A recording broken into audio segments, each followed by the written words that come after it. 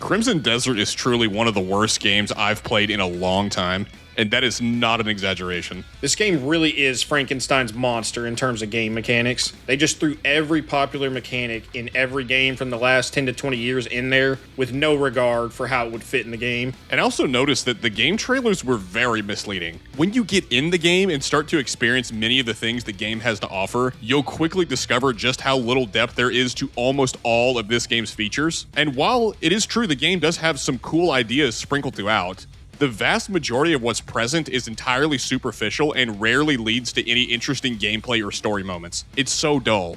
And I think, again, the real issue comes from the fact that there's just so many mechanics and systems at play in this game. None of them feel like they got the proper development to culminate in this cohesive vision that the game should have.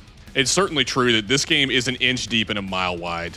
And the occasional, undeniable cool factor just simply isn't enough to make up for the lack of depth in story, combat, characters, and even the puzzles. Yeah, you can't just throw in a dragon or a mech 40 hours into the game and that erase all the other nonsense that's in here. On top of how unfocused it is, though, it also copies the style of puzzle mechanics from Breath of the Wild. The constant cutscenes and walking, riding, escort sections with NPCs feel like stuff out of Red Dead Redemption 2. The bosses are very akin to Souls bosses or bosses you'd see in Dragon's Dogma Dark Arisen. Combat and skill tree really feel like the new Assassin's Creed since Origins, and the enemies feel like they're straight out of Dynasty Warriors. It just lacks the focus to execute on any single one of these ideas, as well as the games that it's derivative of. This game is nothing more than an overpriced busywork simulator that's meant to drain you of your time, money, and in our case, our sanity. She's walking away from where I need to go. What are you doing? What are you doing? She's walking away from the objective. I have a fix. I know the solution.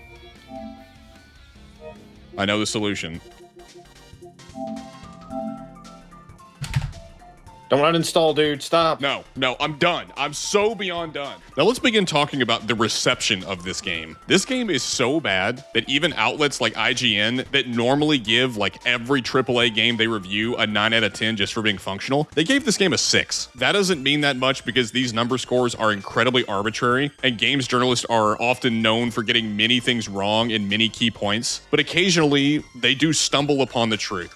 However, this does create a bit of a persecution narrative that the anti-woke crowd has absolutely taken and run with to get an easy W over the games journalist who everybody already hates. The problem with that crowd is they care more about disagreeing with the games journalist than the game actually being good. They're all over Twitter taking a victory lap, even though the game's not very good, but because it sold well and it doesn't have any overtly progressive surface level elements, that's more than enough for them to shill for it, just like we saw with Black Myth Wukong. If our standards are so in the tank that a game not being woke means it's good, we deserve the disastrous industry that we have right now. It also doesn't help that the typical early access crowd made sure to reassure everyone that the game was great. It just needed more time to get good. But you know what I noticed? I noticed that we're never told when it gets good or how it gets good.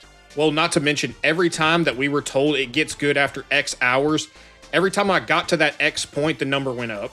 Right, every single time. And of course, the typical early access shills are bending themselves into a pretzel to ignore this game's many issues just to sell you on it, and to make sure they push you past that refund window. Which isn't hard in this game. The last interesting narrative around this game's reception that both of these groups are claiming is that this is a game for real gamers, and those who don't like it just want yellow paint and need their hand held. That's kind of odd to me, considering this game has aggressive quest markers, kind of like Skyrim, that points you exactly where you need to go. And people have the nerve to simp for this game on the basis that it doesn't hold your hand, yet it has some of the most basic puzzles you could imagine, where the answer is put the square box in the square hole, or the actual puzzle has the answer 10 feet away from the puzzle written on a wall. Dude, I'm telling you, the people who say, oh, you just want yellow paint, they will defend anything that is janky, clunky, and unintuitive and hand wave away all the game's issues, proclaiming that it's soulful. That's what they do. And I'd give them more of a pass if the game had any soul, but this game is absolutely soulless. Well, aside from like a single RKO or some wrestling moves, but aside from that, there's like next to nothing going on. And you get these people like this Endymion guy who insists that Sony movie game lovers hate this game. That's why none of the games journalists gave it a high score. But dude, this game is absolutely a movie game, and with a bunch of chores tacked on to pad out the runtime even further. Pretending this game isn't a movie game when it has non-stop cutscenes and escort quests is insane.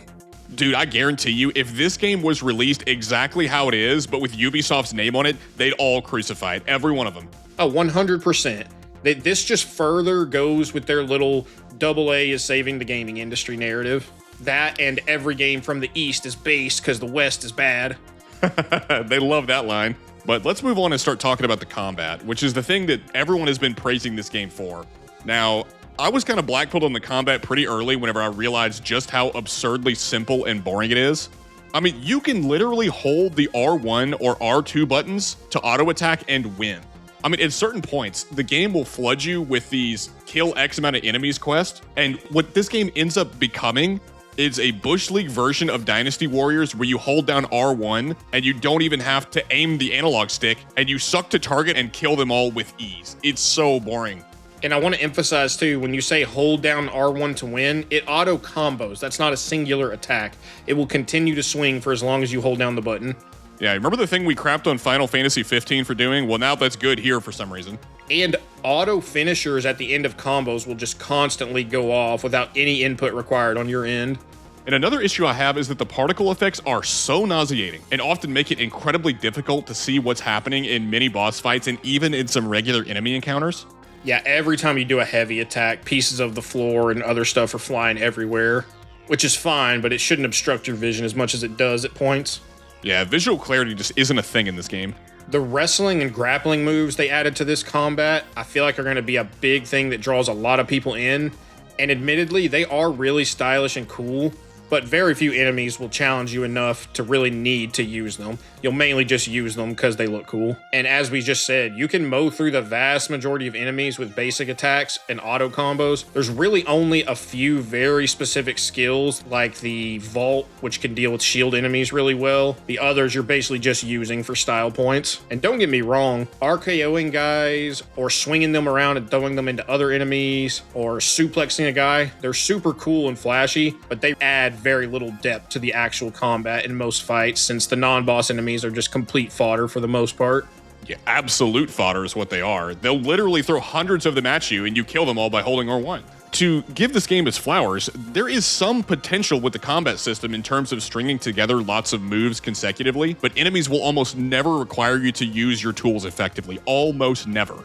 That's really the issue. The enemies just don't ask enough of you as a player to really make you properly engage with this combat system in any meaningful way. Thankfully, this game does actually have quite a bit of variety when it comes to the way you can play it. You can switch to several different characters. You have access to 3 characters, Cliff, Damien, and Unka. And the characters each have their own unique style of combat. For example, Cliff has access to the most weapon types in the largest number of abilities, while Damien's very mobile and has some decent ranged options. And then Unka is essentially your grappling god. He's king from Tekken, basically. But I will say, while it is nice having the various characters to play as, one thing that did kind of stick in my craw is that aside from the passive abilities, which are just upgrading, health, stamina, or spirit, they all share skill point. So unlocking a strong move for, say, Damien is a skill point that you lose for Cliff. And Cliff is required for most story missions, so you're kind of incentivized to never unlock good moves for Damien or Unka until you kind of max out Cliff's tree, which, as long as the game isn't going to happen anytime soon. And it's also kind of a weird choice, considering that there are moments in the story where you are forced to use Damien and Unka. But they're few and far between. Most of the best and unique powers and abilities in this game, you will get far enough into the game that you have to endure hours of slow walking and riding NPC escort quests and fetch quests to actually get the ability to unlock them. And you're not kidding when you say that, dude. The sheer amount of hours you will spend walking around is absurd. Well, for example, the elemental abilities require you to do a bunch of abyss puzzles, which are the antithesis of fun in this game. You cannot lock the best, most powerful abilities behind the worst gameplay in the game.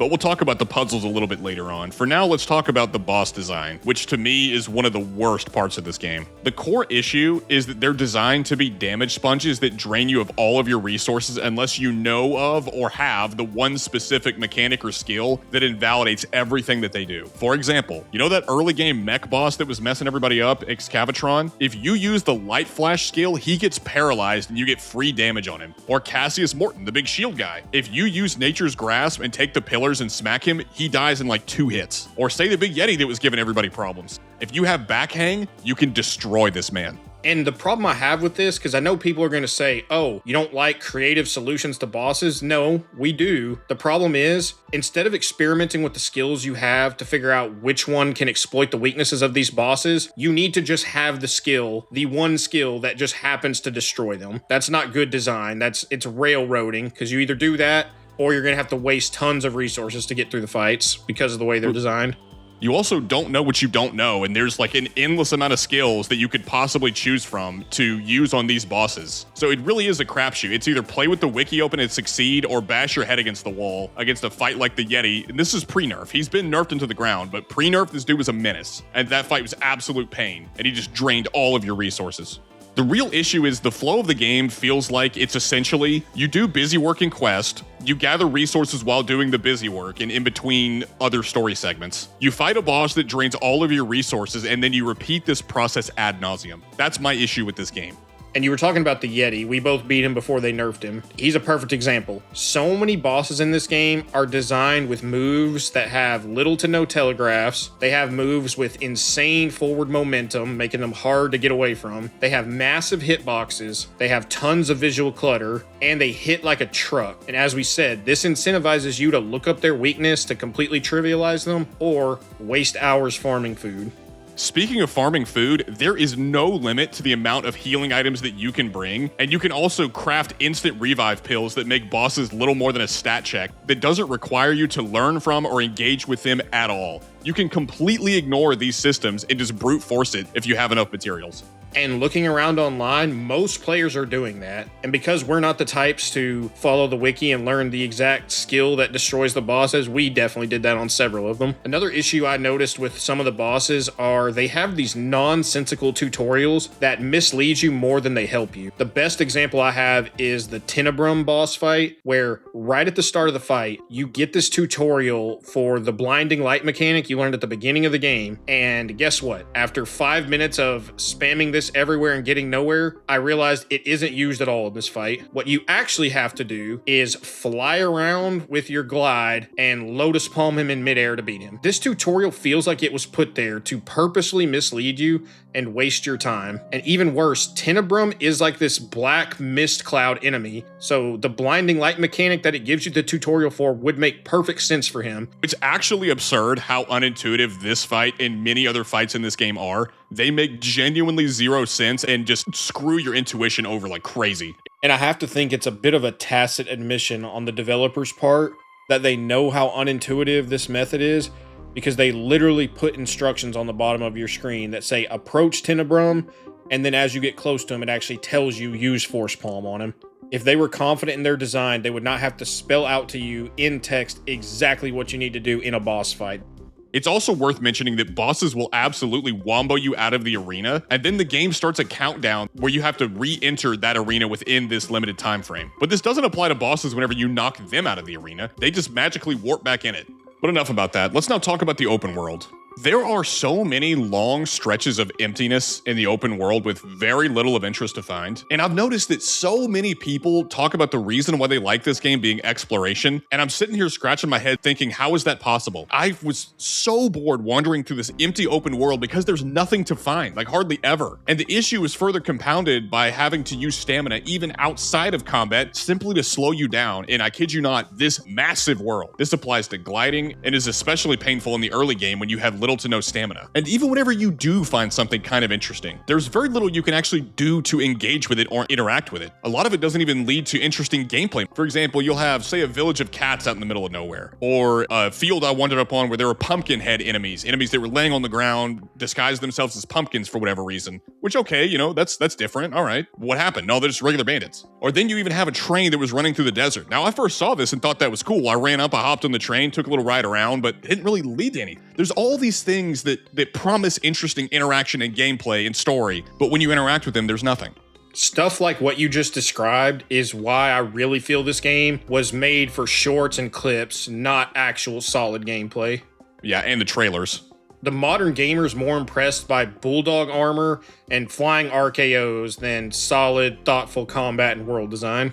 And the emptiness you talked about, combined with how static the NPCs are in this game, make the open world feel completely lifeless. I also noticed that enemy variety is lacking for just how big this game is. The regular, normal humanoid soldiers are the main enemy type that you will fight for the vast majority of the game. Even the ones that look unique, say like the pumpkinhead enemies we talked about before, or the pirates, are more or less just the same old bandit. That's essentially what they are. They're really just palette swaps. And that's not only true for this, that's true for other things in the game. Unka's jetpack might as well be Cliff's wings. They're like the same thing but a palette swap. But more in the enemy variety, you'll occasionally fight more unique enemies in the open world, like poison trees, bushes, bears, or even sorcerers. But these enemies oftentimes aren't that engaging and usually don't pose that much threat to you unless they're in big numbers. Now, there are some rare enemies that are actually a threat to you, but a lot of the issue comes from them being lazily designed and doing way too much damage. Those bushes you mentioned, I came across a pack of them. And there's a bunch of small bushes and then one big bush. I'm sitting there mowing down the small bushes, no problem. And then I get near the big bush. He eats me and insta-kills me. What a great design. Well, let's also not forget about the random Type 2 bandits that are essentially Bob from Tekken 6. And with no telegraph, will do like a 20-piece combo and remove your entire health bar. I think we mentioned it earlier, but there's these giant outposts with sometimes hundreds of enemies, and they feel like a complete chore to clear because the enemies just respawn endlessly until you kill a set number of them to liberate the outpost. So it really doesn't even feel like a classic Far Cry outpost where you can choose to go loud or you can do stealth. It's just whittle this number down till it's 0 and you win. Right, there's no deliberate design choices here. It's just we throw a bunch of enemies at you and you play Dynasty Warriors for 10 minutes. Well, for the quarry that's northeast of the main town you started in the early game, I went there and I killed well over 100 bandits at the quarry, and they had no answer for me, and the only thing that ended my reign of terror was an exploding barrel. There's also basically zero player choice in a game that advertises itself as an open world RPG. Exploration often feels pointless as you'll be locked out of most major interest points in certain regions unless you've progressed far enough in the story to unlock that region. I noticed that early in the game, I kind of went far east and I ran into this giant city and thought, oh, this is going to be awesome. And I can't interact with anything in it because I hadn't progressed in the story far enough.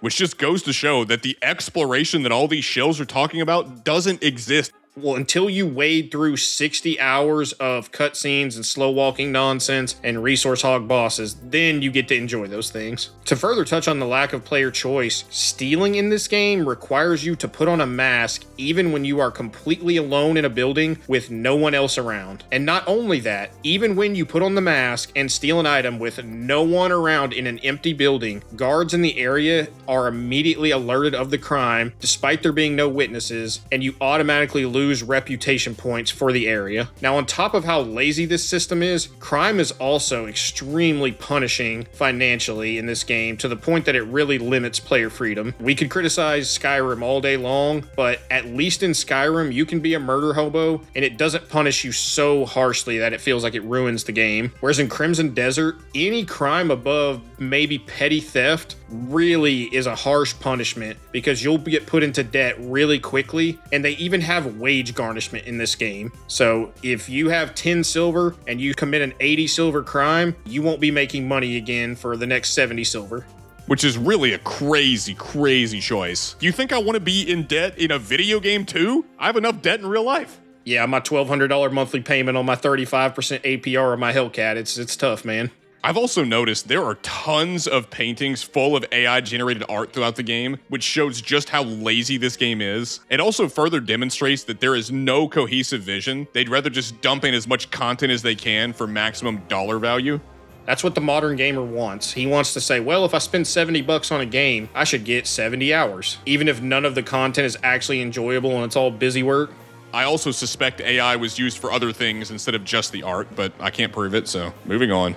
The mounts in this game were also one of the things that was shown off in the trailer that really wowed people, but unfortunately they are almost purely aesthetic. The vast majority of these mounts do nothing unique as opposed to your horse, and occasionally you'll find ones like the bear or the lizard that allow you like a basic slow swipe attack, but the moment that you get off these mounts, these creatures that you mounted turn to attack you. You can't keep them permanently, you really can't do anything with them except for ride them until you get off of them. It's insulting how bare bones and shallow this is. It's again, more trailer bait. That's what this is.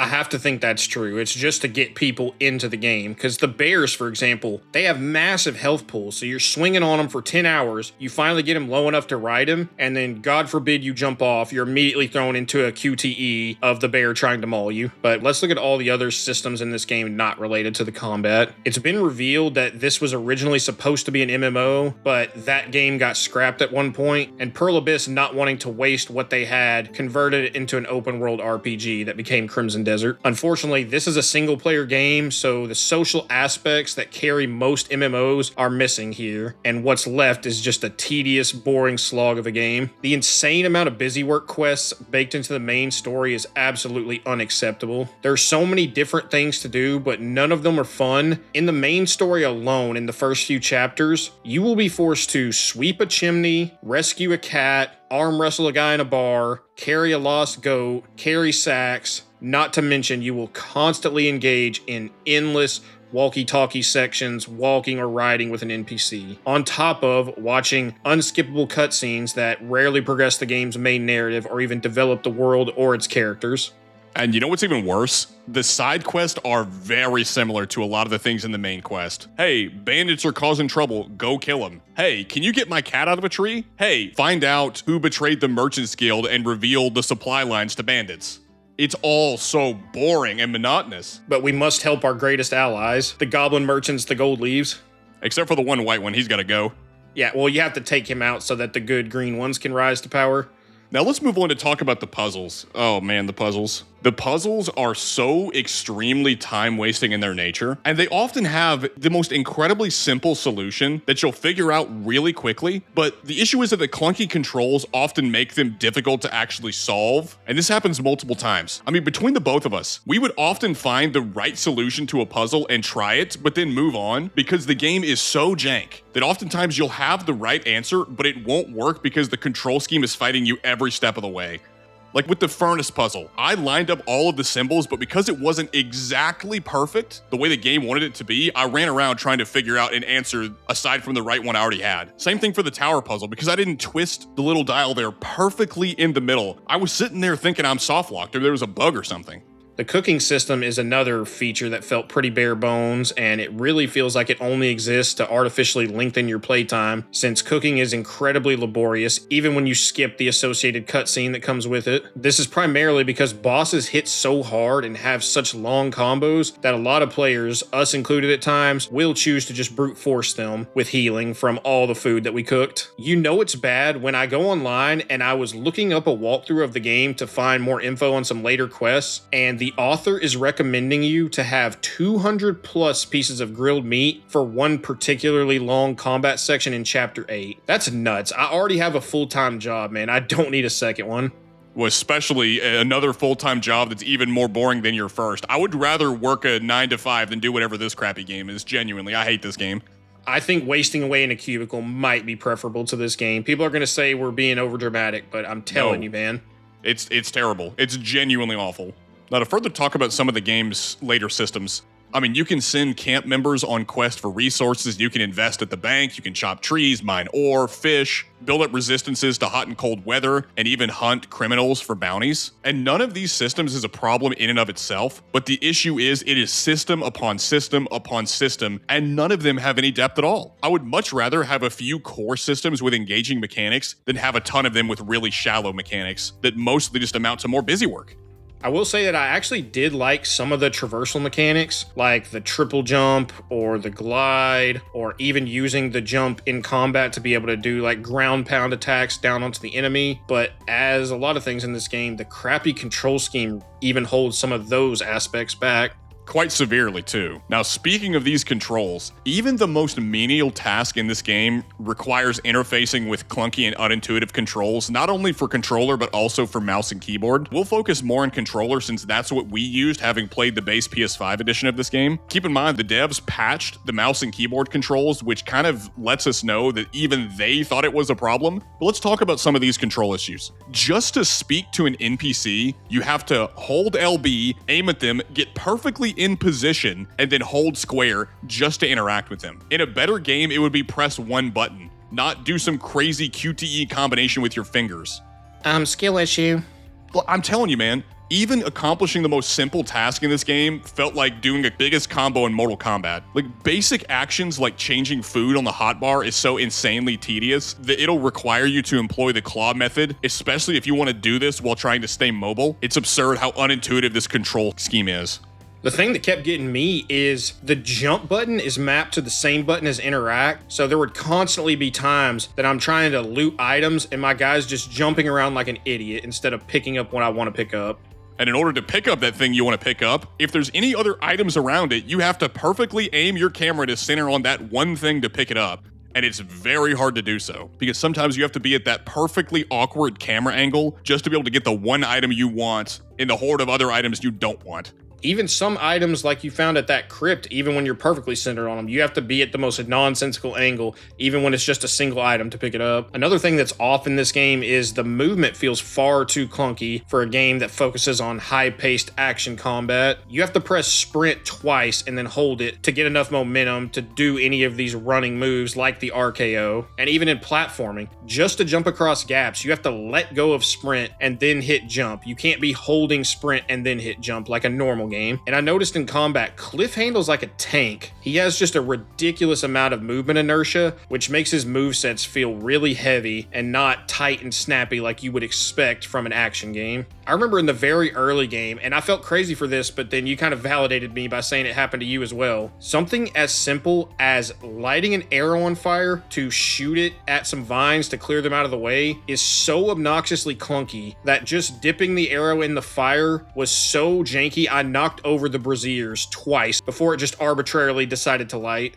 Keep in mind, Assassin's Creed had done this before this game and way better. This is not a new mechanic. Why do we have to struggle so bad just to do something that should be easy and basic? And we're not alone. I've seen many other people struggle with this as well. But speaking about things this game does that other games do better, and I can't believe I'm about to say this, the camera in this game is so bad that it makes the camera in FromSoft games look good. That is not an exaggeration. The lock-on system in this game is atrocious, and it doesn't keep enemies centered in your screen. Now, there are several stages of being locked on. You have a soft lock, which automatically targets someone who's closest to the center of your screen. Then you have more of a hard lock when you press the L1 button, but while you're doing that, you're blocking, so it kind of slows down your movement.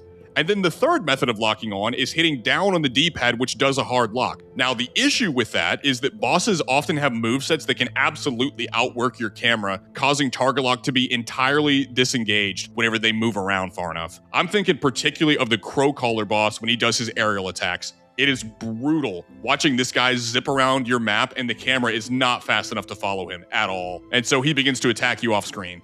But let's move on to the story and the quests that go along with it. As you've probably already heard us say, there are so many instances of slow walking, slow horse riding sections escorting an NPC very similar to modern Sony games, despite what some of these guys would tell you. And these really break up any chance of pacing between the rare times when you feel like you're doing something actually meaningful within the story. It also doesn't help. You cannot skip cutscenes. You can only hold down a button that kind of fast forwards through them, but you can't outright skip them. And dude, even on top of the non-stop walking around or rioting sections with NPCs, the actual quest design is painful. There are so many investigation quests with super interesting mysteries such as who stole this guy's cow or where did this kid's goat go? And these require you to talk to multiple NPCs to gather information from them, which then gives you a map marker to investigate. And then once you get there, you need to pull out the lantern to reveal memories, which requires you to use some psychic helmet to watch them and then go back and talk to more NPCs just to finish it. It's so tedious and laborious.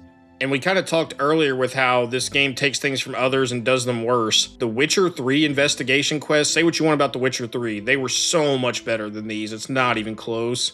I mean, I feel like these would be a bit more tolerable if they were just the early game quest, but they absolutely extend even to the further parts of the game. Well, yeah, even in late chapters, you still can't break free from quests that essentially boil down to talk to an NPC, read a note, travel to the location marked on your map, use the lantern, and then put on your helmet to view the memory. Oh, and while you're at it, do the most mundane, mind-numbingly stupid puzzle that you ever seen. The people who keep trying to convince everybody that the game gets better and better the more you play, they're either lying or they just have no taste. Only thing that improves as this game goes further is the spectacle and the frequency of these horrible boss battles. This section's going to be somewhat difficult because I'm going to try and tell you about the story and what exactly happens in the story, but nothing happens in the story, so I don't know what to do here. Now, we both made it over halfway through the game, and we still barely know what's happening. Now, to be fair, I didn't finish the game. I couldn't take it. This game absolutely broke me with one of its bugs. But we did watch Shirako's playthrough just to see if the story got better, and it absolutely didn't.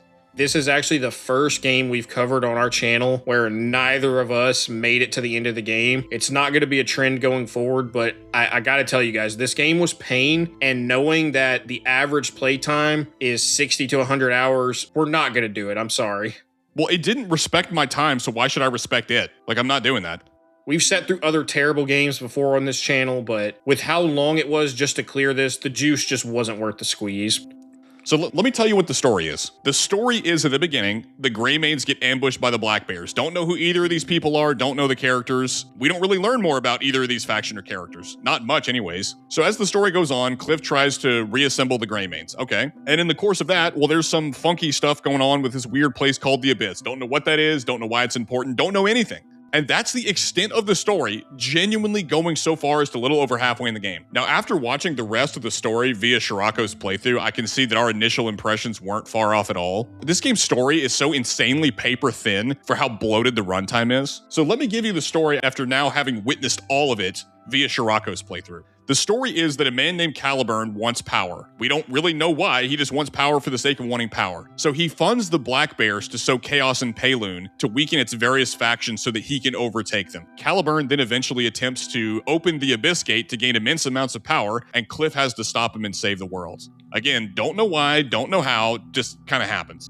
Now, by the end of all this, Mjordan and Caliburn are both swallowed up by some weird being called Umbra. Again, don't know why it's happening, things just kind of happen, and it is what it is. Cliff manages to defeat this mysterious being and the day is saved. That is the story. There's nothing more to it. You spend 60 hours just to learn that.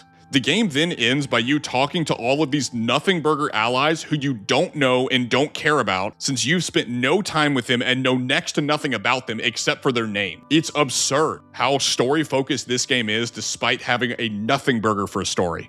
And I think we'd be a little more willing to give the game's story a bit of a break if the characters were charming or endearing, but they're just not. Cliff is nothing more than a good guy Greg who just says yes to every request that he's given without asking questions, if he even bothers to respond when asked. Cliff is essentially the protagonist from Fallout 4, except for you don't have all the fake no's in this game. It's just yes. On top of Cliff having no character, he's also amazing at everything he attempts, even without prior knowledge or training that we ever see. He's kind of the male equivalent of a Mary Sue. We just call him John Crimson. And his name is John Crimson. Now, this is even borne out in the cutscenes, because some character named Goyen near the end of the game even says, Cliff, you were never wrong. Every path you chose was the right one. You're just a good boy that somehow gets everything magically right. And then there's a master named Jin Jiang, who Cliff asks for guidance, to which that guy responds, what do you need that for? You're doing well enough on your own. Cliff is essentially just a perfect boy that never makes any mistakes, ever.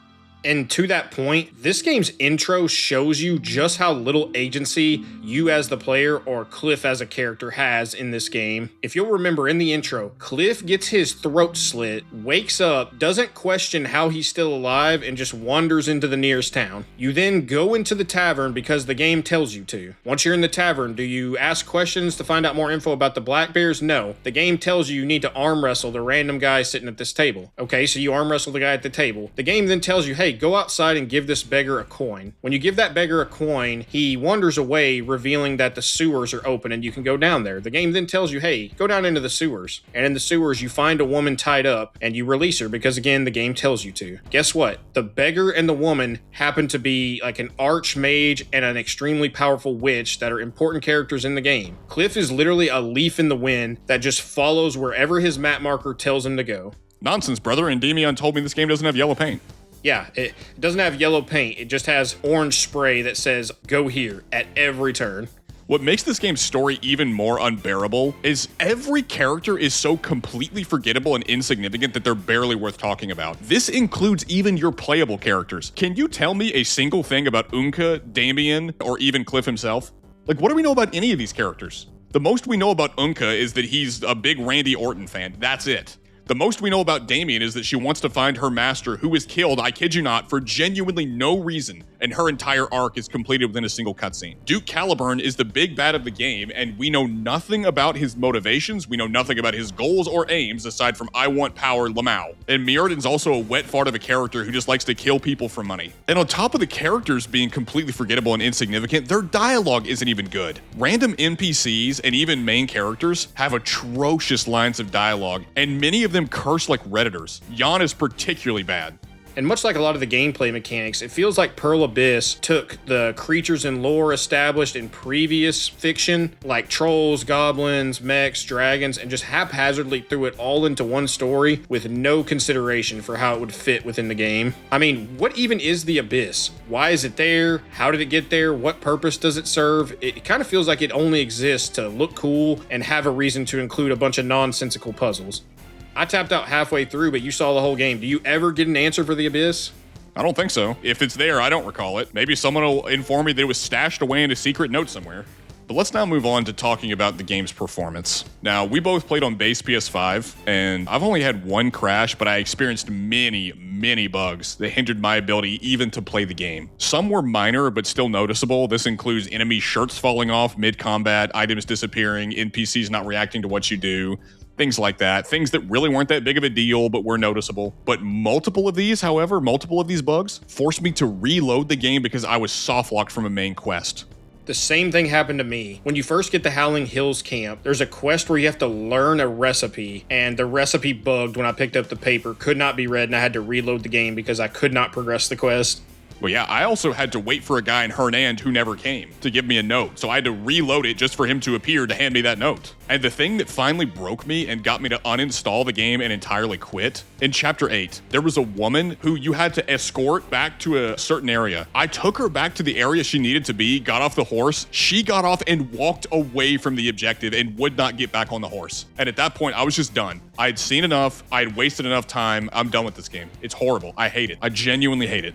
I was gonna play this game on PC, but luckily when you bought it on PS5, I just decided to scam and use PS5 share to welch off you. But we both ended up playing it on PS5, and we experienced very significant ghosting, artifacting, crazy frame drops, lighting issues, and all manner of visual glitches. In complete fairness, on high-end rigs on PC and even PS5 Pro, the game does seem to perform fairly well and looks pretty good, but the developers absolutely lied about the PS5 performance. They were on Twitter battling people who were accusing them of hiding footage on base PS5 pre-release, and what do you know? The game launches and it is indeed horrible on base PS5. We had so many performance issues, and I won't accept the excuse that it's because the PS5 is too weak. Other open world games like The Witcher 3 or Assassin's Creed Valhalla or Red Dead Redemption 2 are all also massive but still look amazing on PS5 despite being older than this game. The graphics on base PS5 are really muddy, blurring, and the lighting is absurdly broken. You'll walk into a room and you'll have areas in the corner that are pitch black, but then other areas right next to them that have blinding light. I noticed in like little castles or towers sometimes, you would round a corner and just be flashbanged by insane light that blinded you.